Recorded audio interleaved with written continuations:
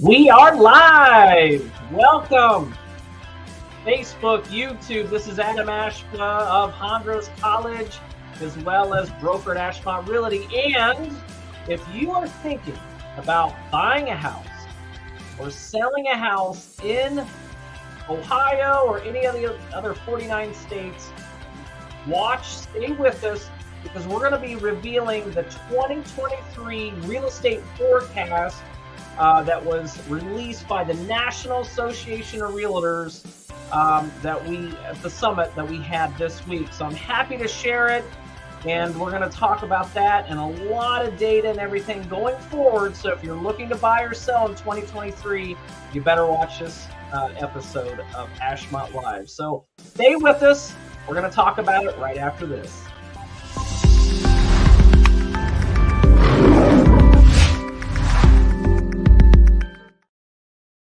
Welcome, everybody. Happy holidays. Christmas is right around the corner. So no time than the better to start talking about real estate in 2023. Anyone that might want to buy or sell, this episode will definitely be for you. So we just had the 2022 Real Estate Summit with the National Association of Realtors. And one of the things that they discuss is trends, what's going to happen, and just, and one of the biggest questions I get all the time is the housing crash. Are we going to have another housing crash? When is that going to happen? When is inflation going to go away? And we're going to talk about that today. So I'm going to go ahead and bring up what you're sitting and waiting for, all the good information that we covered. Now, we're not going to cover all the information today. It's just too much. And I want to make sure I break it down into layman's terms for people, because a lot of this information is pretty heavy and pretty boring. So we're going to cover only residential information today. We're not going to go into the rental market or the commercial side on today's podcast. So again, this is for the year ahead of 2023 Real Estate Forecast Summit. This is presented by the National Association of Realtors, proud member of that. And we're going to go ahead and get started on the first slide. So things in 2022, if you are a seller, you found out pretty hard that things aren't like it was the last 2 years. This graph here talks about annual home or existing home sales. So these are homes that are already been built, not new construction, but just homes that are pre-existing. That's what we call them, just pre-existing homes. We're down nationally 16%. So the amount of homes that were sold in 2021 was 16% higher. Now, if you look though, in 2022, that's what's in red all the way on the end there. Really those numbers are back at pre-COVID levels. COVID really screwed a lot of things up, as we all know. Some things good and some things bad. But one of the things was we had a huge spike in real estate construction as well as sales during 2020 and 2021. Okay. Not all things were bad during COVID. Home builders and a lot of real estate agents made a lot of money during that time.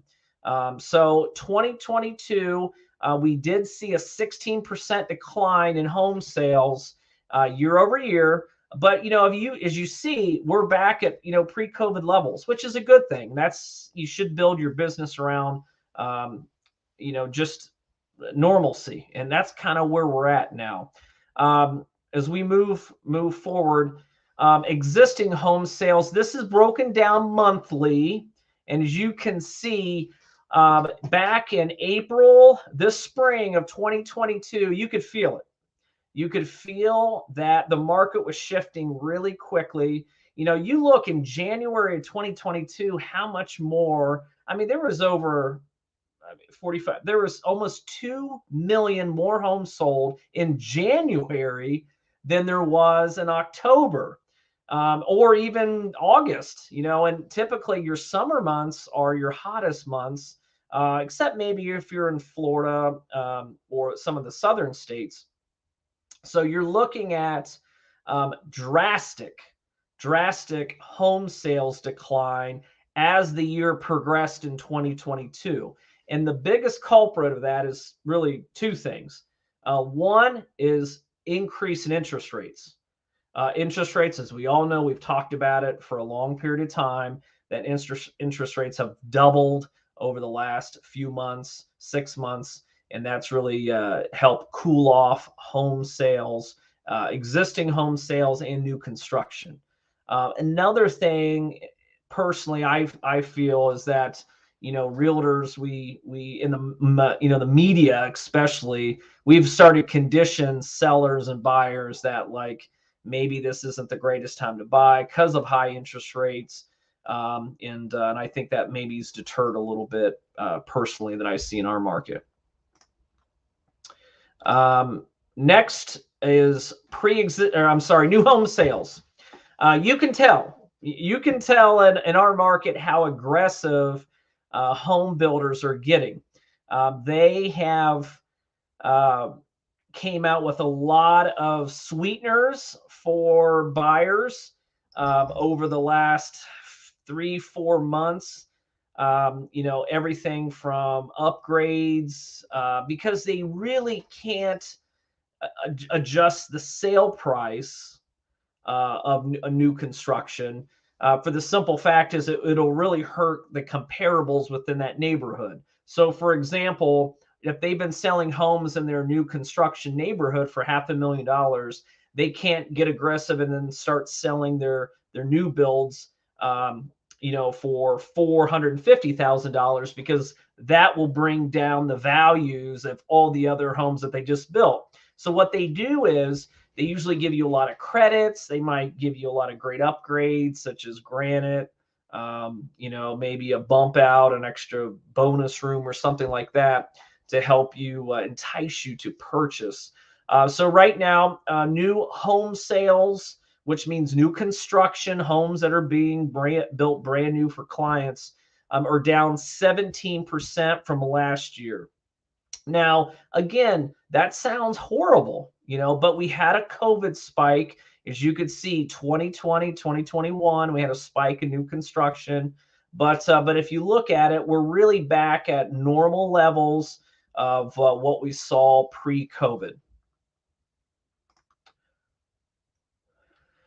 One of the things that really led us into the housing pinch that we've seen over the last 3 or 4 years nationally, not only just in Ohio, was this statistic right here. It was inventory, and we heard that a lot. Inventory. Inventory has been an issue for a few years, especially, and which has caused housing demand to go up. Which has caused housing prices to go up higher in percentage than they really should be. But this is why, if you want to really understand how did we get into this situation, is if you look at the box on the far right, that's boxed, each year, on average, we build about 1 million homes a year in the United States historically. Okay. And this is going back to 1960. Okay. New home construction. If you look, if everyone remembers, in about 2008-9 is when we had the housing crash. Okay, from 2007 and 2008, for almost a 3 to 4 year period, we were building about 40% of the amount of homes that we needed. There was about 3 years in a row we were building about 400,000 homes a year, when we should be building 1 million. So that's about 40% of what we should have been building, which when you do that year after year after year, it's going to cause a housing shortage, in which we have seen. So we are back at normal building levels as in 2021 and 2022. We had a little spike. If you see in 2020, that's because of COVID. Home builders were building, it was gangbusters for about 2 years. There was wait lists, and there was even lotteries to have the option to even have the opportunity to build with some builders. But those, they're down 17% from last year, and the builders are really getting a little bit more aggressive, trying to entice new people, new clients to building. So this is the key reason why we got into the housing crunch, just because we didn't build many homes over that 10-year period of time that really put us in a crunch. And that, and we're going to talk about here shortly about, will we come into another housing crash? Because you get that all the time. Like, people are sitting on the sidelines waiting to buy a home because they think the prices are going to crash, and they're just waiting. But looking at a lot of the data, there's a lot of differences between the housing crash in 2009 compared to what has happened in 2021 and 2022 due to COVID and inflation and the national deficit. There are some significant differences, and we're going to show that to you before we get off today's podcast.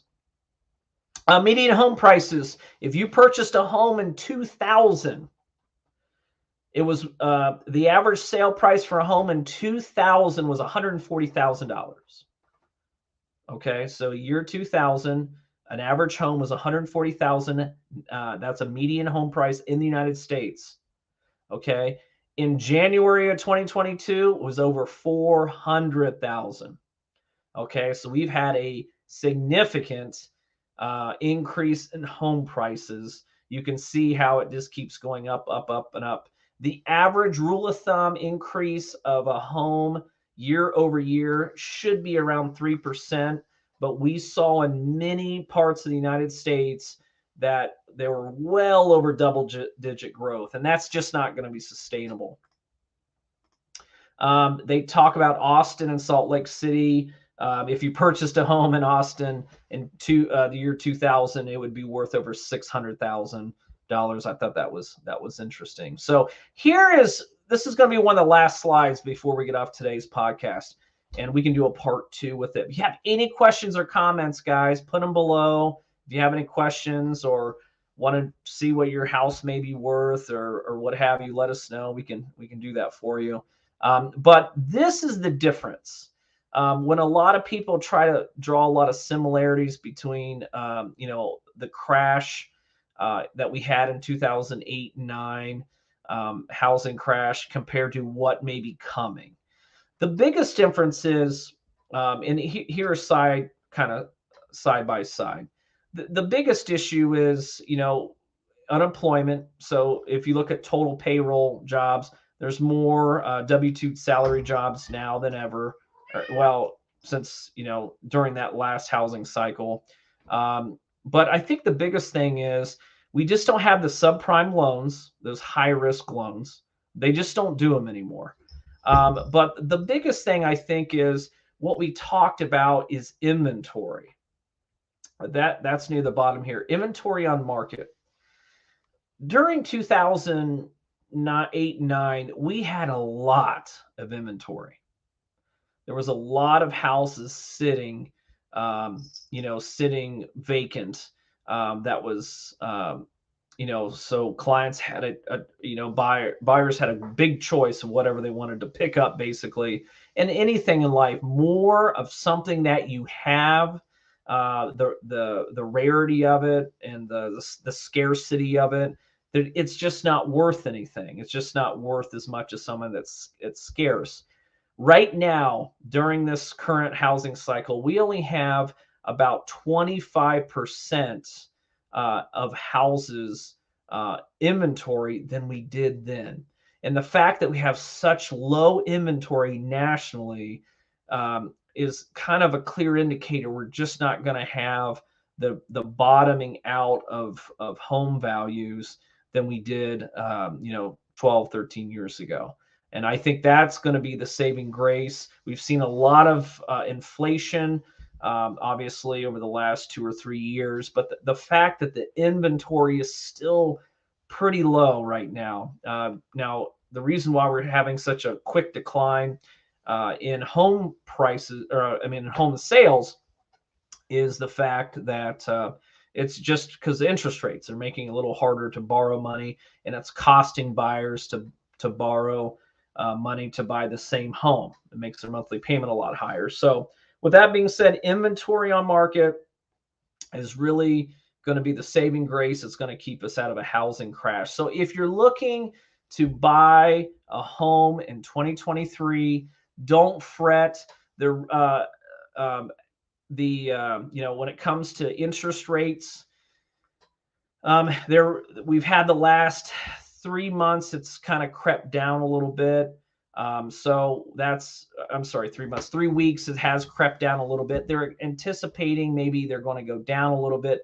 But one thing with when it comes to home purchases, when you buy a home, you're stuck with the house, but you're not stuck with the mortgage. You can, refinance your mortgage if you need to and things like that. But it's going to be interesting.